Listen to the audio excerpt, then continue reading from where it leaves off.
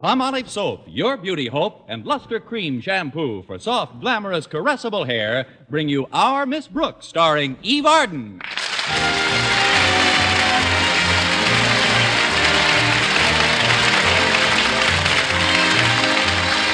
When the 4th of July weekend arrived at Madison High Summer School, it was welcomed most enthusiastically by Our Miss Brooks, who teaches English there. I don't know why I looked forward to such a brief holiday with such keen anticipation. I like my work, and I'm very fond of my pupils. Then there's the school principal, Mr. Osgood Conklin. Well, what do you know? I just found out why I look forward to such a brief holiday with such keen anticipation. Mr. Conklin and I never have been what the scientists call chemical affinities. But last week we really reached the ultimate in mutual harassment. I would hesitate to describe Mr. Conklin's temper as volcanic, but by last Thursday I would swear I saw a thin trickle of lava flowing out of his ears. I was telling my landlady, Mrs. Davis, about it Friday morning at breakfast. He hasn't been this irritable since last month when I broke his new glasses. My goodness, Connie, how did you do that? It was an accident, Mrs. Davis. They broke when we both bent down at the same time. You both bent down? Yes, to pick up a hammer I had dropped on his foot. Osgood is certainly hard to get along with. Oh, Connie, did you say you wanted tea or coffee this morning? I said I wanted milk, Mrs. Davis. Oh, of course you did. I'm getting so absent-minded lately. Almost as bad as my sister Angela. How is Angela, Mrs. Davis? Angela? Your sister. Oh. She's terribly absent-minded, poor dear. Why, the other morning, do you know what she did? No, what? She found herself with one foot in the bathtub and one foot out of the bathtub. Well, there's nothing absent-minded about that. It happens to most of us, sooner or later. But Angela couldn't remember whether she was just getting into the tub or whether she was just getting out. Well, that is a dilemma. What did she do? She let the water out and took a shower. Now, I'd better get you that hot chocolate you wanted. It's milk, Mrs. Davis, and it's right here on the table. Can I pour some for you? Oh, no, thanks, Connie. I never drink milk in the morning. It keeps me up all day. Maybe we should have gone on talking about Mr. Conklin. Say, that reminds me, Connie. How's Mr. Conklin been treating you lately? You should have seen him yesterday when I stopped in at his office to get my check. Was he very disagreeable, Connie? Not at first. That's what's so confusing. When I sat down to sign for the check, he was extremely civil to me, almost courteous. And then in a few seconds, boom, his whole attitude changed. But why? That's what I'd like to know. You think I spilled that bottle of ink on his coat purposely? Oh, Connie, not a bottle of ink. I couldn't help it, Mrs. Davis, and I tried my best to get out the spots. With what? With spot remover, of course. Or at least I thought it was spot remover. It isn't my fault that Mr. Conklin keeps ammonia in his desk, is it? Ammonia? But, Connie, ammonia will just burn right through the cloth. Please, Mrs. Davis, you sound just like Mr. Conklin. But I won't be running into him for the next few days, thank goodness. I'm going away for the July 4th weekend. But, Connie, can you afford to go away? On my salary, I can't afford to stay home. But I've made up my mind to do it if I have to go without lunch for a week. And guess where I'm going, Mrs. Davis? Where? To Eagle Springs. And guess what bashful scientist is going to get the surprise of his life because he's going there, too, and doesn't know I'm coming? It's not Mr. Boynton. It ain't Al Einstein. Now, if you'll excuse me, Mrs. Davis, I'll get ready for school. Walter Denton should be picking me up pretty soon. Oh, I'm sorry, Connie, but there's something I forgot to tell you. Walter called while you were in the shower and said he can't pick you up this morning. Oh, great. And my car won't budge. What's the matter with it, Connie? I don't know exactly. Last time I went out to the garage to look at it, it was lying on its side, panting. Walter said he hoped you'd understand, but he had to drive Mr. Conklin to the doctor's this morning. The doctor's? Why, that's a shame. I wonder what's wrong with poor Mr. Conklin.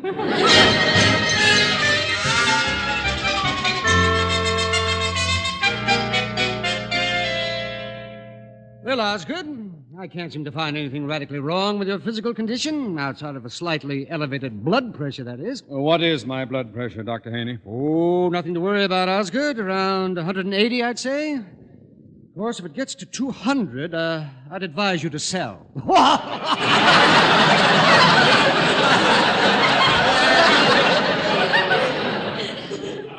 If there's one thing I've always wanted, it's a comical physician.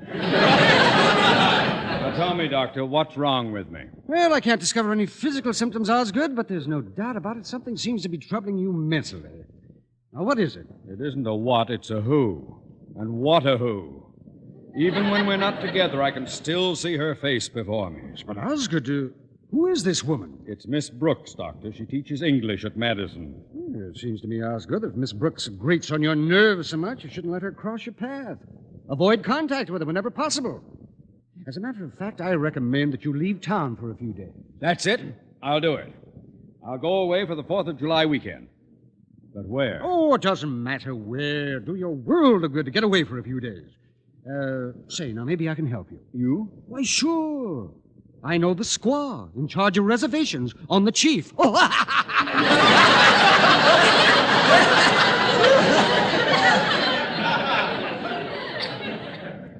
It will be good to get away.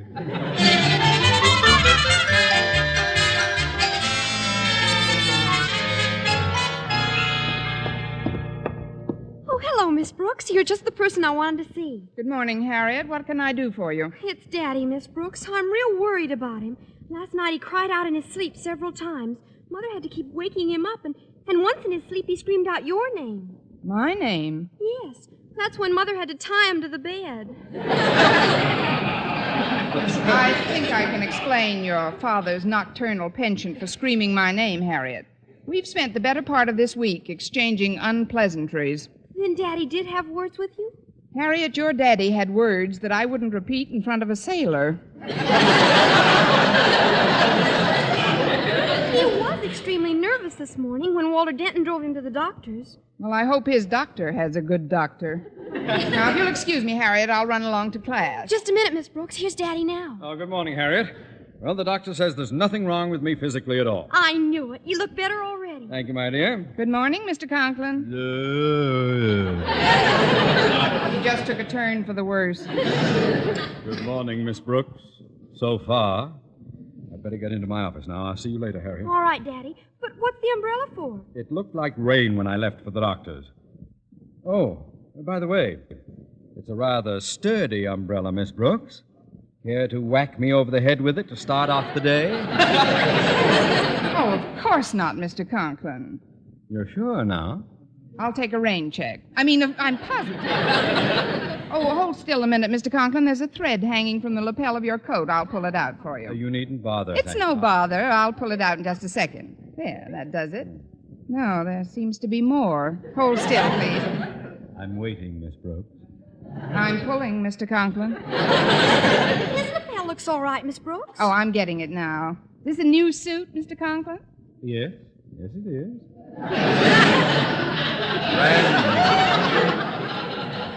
No doubt you remember my old suit, Miss Brooks. The one with the ink spots. Ink spots? How in the world did you get... Oh, that one. Yes, that one. I thought you'd like to know that I cleaned Walter Denton's windshield with it this morning. Well, it certainly needed it. I'm sorry about your suit, Mr. Conklin, but say, this is funny. There doesn't seem to be any end to this thread. So I see. Miss Brooks, would you be good enough to give me the ball of thread you're holding in your hand? I'll have another lapel sewn on. Oh, forgive me, Mr. Conklin. I didn't realize My that... brand new suit. 2 pairs of pants and 1 lapel. Let me in that office immediately. Step aside, Harry. But, Daddy... Daddy seems quite annoyed at you this morning, doesn't he, Miss Brooks? I think so. In fact, there's an old Eskimo saying that describes his feelings toward me perfectly. It goes, Pulikamu konakrio exo. What does that mean? Baby, it's cold outside.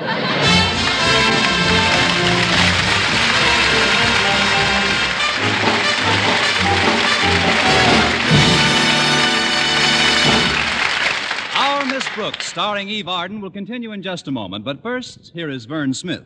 Here's wonderful news, ladies. Wonderful, wonderful news. Now there's something thrillingly new in Palmolive Soap's famous Beauty Lather. Yes, something thrillingly new.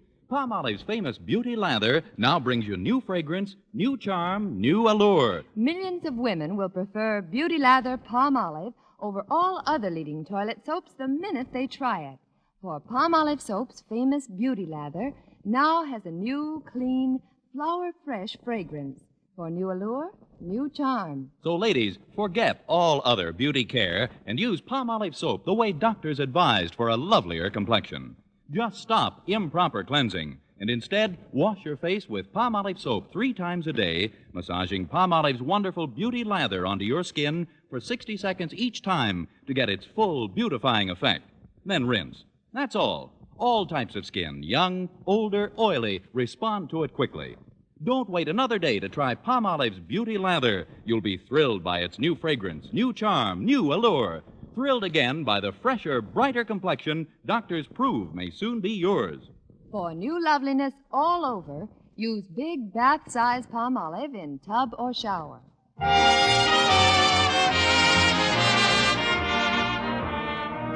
Well, I had no further encounters with Mr. Conklin during my first class, and while waiting for another session to begin, I was bolstered by the thought that I'd soon be on my way to Eagle Springs for the 4th of July weekend. While I was marking some composition papers, Walter Denton returned from the errand I'd sent him on. Excuse me, Miss Brooks, but I'm back. Did you get me a ticket to Eagle Springs, Walter? Sure, Miss Brooks, but first I told Mr. Boynton I was going to the railroad station on an errand, and then I volunteered to pick up his ticket to Eagle Springs for him. And when he gave me the money, I just added what you'd given me and bought 2 tickets. Seats 208 and 209 in the parlor car. Right smack up against each other. Why, Walter Denton, where did you ever get such a diabolical scheme? From you. Now, don't you remember, Miss Brooks? You laid the whole thing out for me. Never mind, Walter. Are you sure the seats are together? Positive. And it was a lucky break I got any seats at all. The trains are sure crowded for this 4th of July weekend. Gosh, the station was alive with travelers. Those are the best kind. Now, look, Walter, you have got to promise me you won't mention my trip to a soul. I don't want Mr. Boynton to know I'm going to Eagle Springs until he sits down next to me on that train. You have my word as a gentleman and a scholar. I've just read your composition. Your word as a gentleman will do. No, all kidding aside, Miss Brooks, how did you like my composition? Great baseball yarn, isn't it? Frankly, Walter, it's a little hard for me to judge. I know how crazy you are about baseball. I'd like to be fair in marking your composition, but, well, this time you've really got me stumped. But why? Maybe it's because the first 6 pages contain nothing but the American League box scores. I just put that in to make it more dramatic. Well, some of it is pretty exciting at that. I remember one very eloquent phrase that keeps recurring in the story. Had me right on the edge of my seat. Let me find it. Oh, here it is. Coleman to Sternweiss to Phillips. That's a famous double play combination. You know, on the Yankees. Oh, Yankees, of course. The northern team. Now, you'd better be getting on to your next class. Now, okay, Miss Brooks. Oh, before I go, is there anything I can do for you while you're out of town? Yes, Walter. Come to think of it, there is something you can do. You'll probably be seeing a lot of Harriet Conklin over the weekend, won't you? That's for sure. Well, you can do me this one big favor. Whenever Mr. Conklin's in the vicinity, please don't mention my name. When Mr. Conklin's in the vicinity, I'm usually not. He hates me, you know.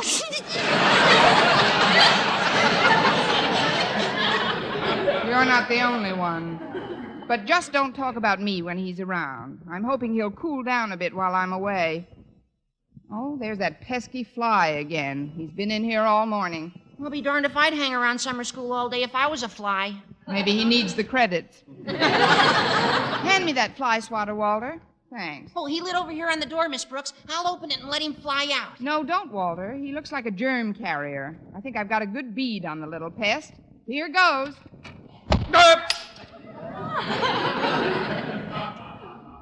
Fortunately, I get my glasses wholesale.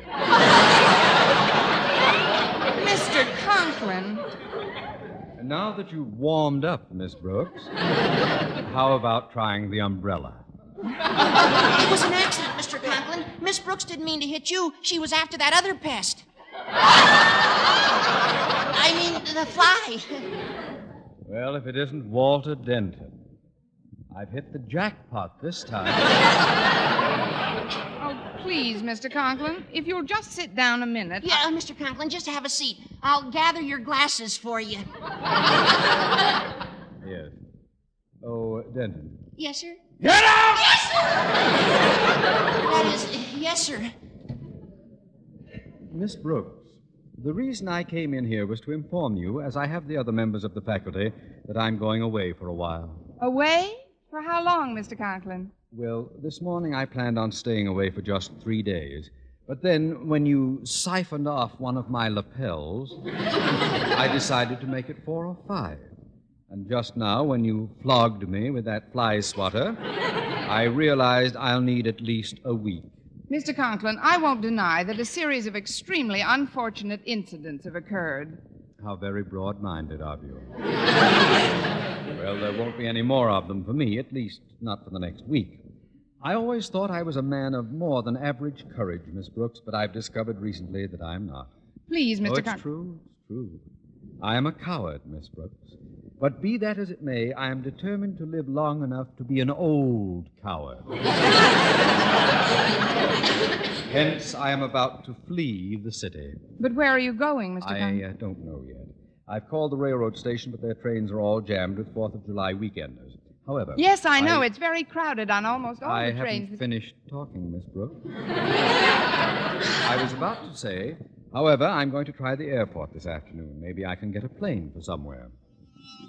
Oh, that's a very annoying fly. Oh, I've got the swatter, Mr. Conklin. I'll get it this time. You just sit still. No, I'll get out of this seat if you don't mind.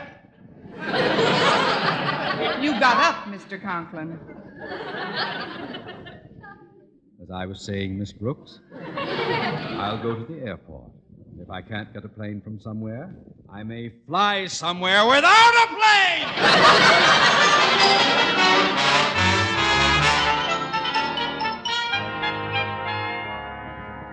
And so, class, it only requires a little concentration to avoid embarrassing mistakes in conversation. We'll take up next the works of Lord Byron. That's all for now. Class dismissed, and have a nice weekend. Oh, excuse me, Miss Brooks. Could I see you for a minute? Why, Mr. Boynton, you may see me for longer than that. Come in, won't you? I just wanted to say goodbye, Miss Brooks. Oh? Going somewhere? Yes. Walter Denton just got me a ticket on the 4:15 to Eagle Springs. We're going to spend the 4th of July weekend up there. How nice for you, Mr. Boynton. It should do you a world of good. Yes, I really need the rest. I've been working pretty hard lately. Still, I want you to know I'll miss our regular Friday afternoon date, Miss Brooks. I don't see why. That was a pretty tiresome crowd we were running around with. Miss Brooks, we went to the zoo on Fridays. That's what I mean. Every week, the same old hairy faces. Well, it does a man good to get away from town every so often. Gives him a chance to think things out. Commune with nature, as it were. You know, I like to get next to Mother Nature once in a while. Now, isn't that funny? I feel the same way about Father Nature.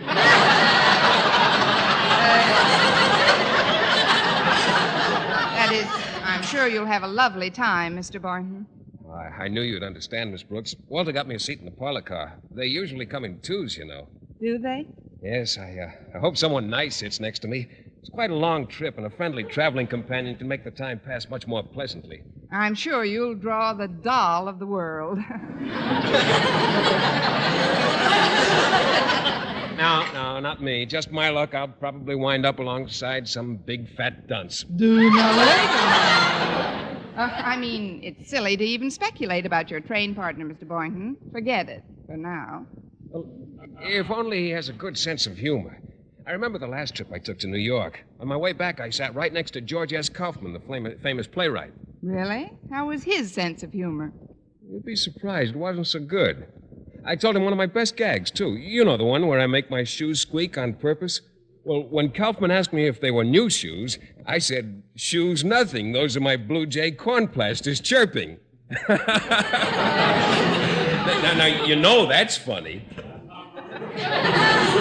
It's a scream. How did Mr. Kaufman react? He took 2 Alka-Seltzers and went to sleep. Probably jealous because he didn't make it up. Well, I guess I better be leaving now, Miss Brooks. I've still got to say goodbye to Mr. Conklin. Well, whatever you do, don't mention my name to him. This is one of my bad days.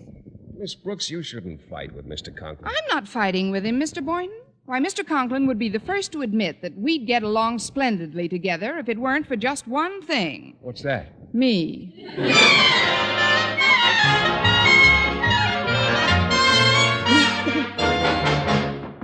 Come in. Oh, I just dropped in to say goodbye, Mr. Conklin. Oh, sit down a minute, Boynton. I'm just getting some information from the Travel Bureau. What did you say the name of that train was again? The Snake Eyes Limited? No, I'm afraid I don't care to go as far as Las Vegas. Goodbye. Now then, you were saying? Just goodbye, Mr. Conklin. I'm going up to Eagle Springs for the weekend. Eagle Springs? But you won't be able to get a train ticket. I've tried every which way to get out of this town. It's just impossible. Oh, not for me, it isn't. I've got my ticket right here. Seat 209 in the parlor car on the 415. Well, let's see that ticket, Boynton. Mm-hmm. Well, I'll be running along now, if you don't mind. Just a moment, Boynton. Boynton, I've always looked upon you as one of the outstanding members of Madison's faculty. Not just as a teacher, mind, although you're one of the best. Oh, thank you, Mr. Conklin. But also as a human being. You, Boynton, are the type of chap who would never let anyone down. Oh, gosh, Mr. Conklin. That's why I know you'll sell me that ticket and postpone your own vacation. Postpone it, but Mr. Conklin, I can't. Can't? In the vocabulary of a Madison High School teacher, there is no such word as can't. Well, then I won't. Oh, I'm sorry, sir, but I've worked very hard for this vacation, Of course you have, my boy. It was selfish of me to even suggest that you give me your ticket on the train. The fact that I'm on the verge of complete mental breakdown should not sway you in the slightest. Mental breakdown? Well, I'm sorry to hear that, Mr. Conklin. Oh, chin up, boy. Wipe that frown from your face. You should be smiling. You're going on a trip. A happy, carefree trip. Forget about me trembling in my stuffy little office. You're on the train, boy. I can see you now, sitting there in that plush parlor car, the sun streaming through the windows. What's this? Conductor is approaching. Tickets? Tickets, please. Where's your ticket? Here it is. Thanks, Boynton. I knew you'd come through.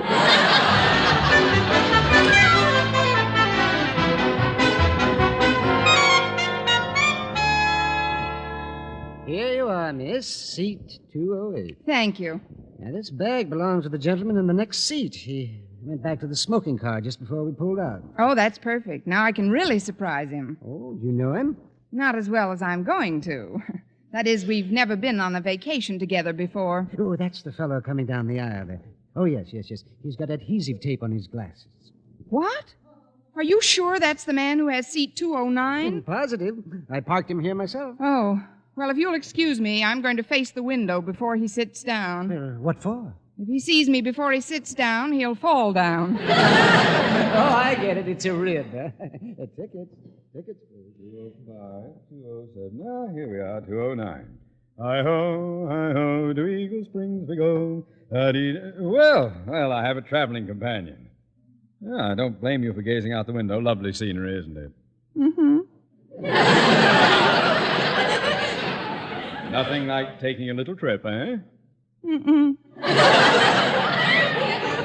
I don't mind telling you I was a candidate for the Mayo Clinic before I got on this train. But it's going to be different now. Hi-ho, to Eagle Springs we go, and as we go I sing ho-ho, hi-ho. Hey, look at the sun coming from behind that cloud. Hmm? Shining on the window that way, it's beginning to reflect your features. Yes? There are your eyes. Nice eyes.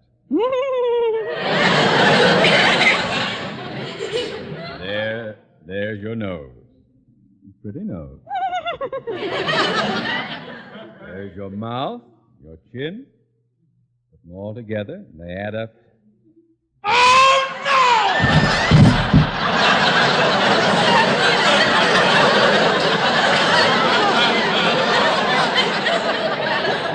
Hi-ho, hi-ho, to the Mayo Clinic we go.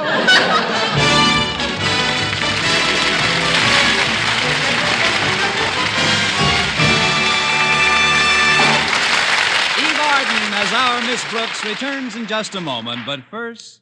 Dream girl, beautiful luster cream girl. Tonight, yes, tonight, show him how much lovelier your hair can look after a Luster Cream shampoo. Luster Cream, world's finest shampoo. No other shampoo in the world gives you Kay Daumit's magic blend of secret ingredients plus gentle lanolin. Not a soap, not a liquid. Luster Cream shampoo leaves hair 3 ways lovelier. Fragrantly clean, free of loose dandruff, glistening with sheen, soft, manageable. Even in hardest water, Luster Cream lathers instantly. No special rinse needed after a Luster Cream shampoo. So gentle, Luster Cream is wonderful even for children's hair. Tonight, yes, tonight, try Luster Cream shampoo. Dream girl, beautiful luster cream girl. You owe your crowning glory to a luster cream shampoo.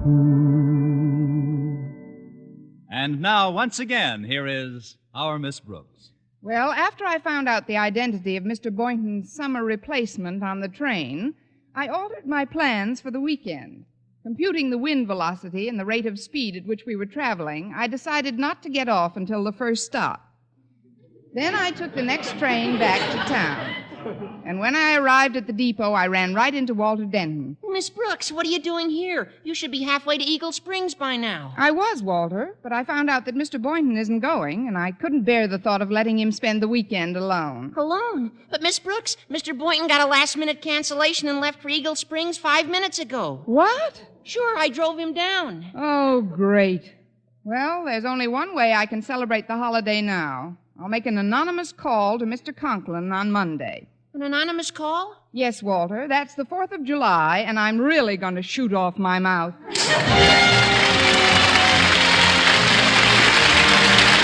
Next week, tune into another Our Miss Brooks show brought to you by Palmolive Soap, Your Beauty Hope, and Luster Cream Shampoo for soft, glamorous, caressable hair. Our Miss Brooks, starring Eve Arden, is produced by Larry Burns, written and directed by Al Lewis, with music by Wilbur Hatch.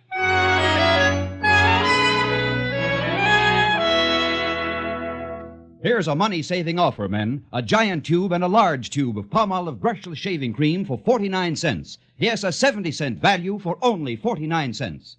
This offer is made solely to prove you, too, can get smoother, more comfortable shaves the Palmolive brushless way. Just follow directions on the tube and treat your face to wonderful shaves. Yes, for extra shaving comfort at extra low cost, don't miss this Palmolive brushless bargain. At drug and toilet goods counters, get both giant and large size Palmolive brushless. A 70-cent value for only 49 cents. Last year, forest fires laid waste 30 million acres of America's timberland. This year, only you can keep it from happening again. So when you or your family are camping, motoring in, or even near a forest area, remember these 4 rules. 1, crush out, completely out, all cigarette, cigar, and pipe ashes. 2, break matches in 2 after using. 3, drown all campfires, then stir and drown again. 4, before going near timber, ask fire authorities where campfires or even smoking are permitted. Remember, another 30 million acres will burn this year unless you are careful. For mystery liberally sprinkled with laughs, listen to Mr. and Mrs. North, the exciting, fun-packed adventures of an amateur detective and his beautiful wife. Tune in Tuesday evening over most of these same stations. And be with us again at this same time next week for another comedy episode of Our Miss Brooks. Bob Lamont speaking. This is CBS, the Columbia Broadcasting System.